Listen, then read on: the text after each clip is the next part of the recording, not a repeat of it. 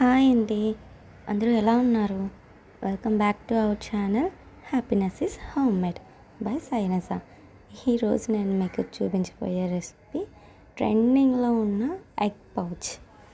చాలా ఈజీగా ఉంది అండ్ టేస్టీగా కూడా ఉంది. ఎంతో ఫ్లఫీగా ఒక బర్గర్లా వచ్చిందనమాట. నేను ట్రై చేశాను, సో మీకు చూపిస్తున్నా. ఫస్ట్ ఆయిల్ వేసుకున్నాను. దీనికి ఒక తడకా ప్యాన్ కావాలండి. తడకా ప్యాన్లో వేస్తేనే బాగా వస్తుంది ఫ్లఫీగా. ఓకే, అందులోకి ఎగ్ వేసి కొన్ని ఆనియన్స్, చిల్లీస్, సాల్ట్, కారం వేసుకున్నాను. ఇప్పుడు దీని మధ్యలో బాయిల్డ్ ఎగ్ పెట్టుకుంటున్నాను. బాయిల్డ్ ఎగ్ పెట్టుకొని మళ్ళీ దీనిపైన మరొక ఎగ్ వేసాను. అయినా కానీ నాకు ఎగ్ కవర్ అవ్వలేదు, సో నేను మళ్ళీ ఇంకొక ఎగ్ కూడా వేసాను దానిపైన. సో టోటలీ నాకు 4 ఎగ్స్ పట్టాయి అన్నమాట. ఓకే, దీన్ని ఫ్లిప్ చేసుకుంటున్నాను. నేను కామన్గా తడకాలో వేస్తాను, బట్ బాయిల్డ్ ఎగ్తో చేయడం ఇదే ఫస్ట్ టైం.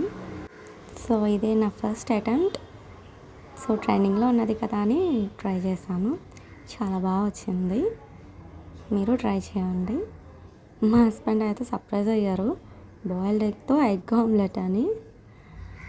ఓకే, అయిపోయింది. మీకు కనుక ఈ రెసిపీ నచ్చినట్టయితే ప్లీజ్ లైక్ చేయండి, షేర్ చేయండి, సబ్స్క్రైబ్ చేయండి. Thanks for watching my video. Bye.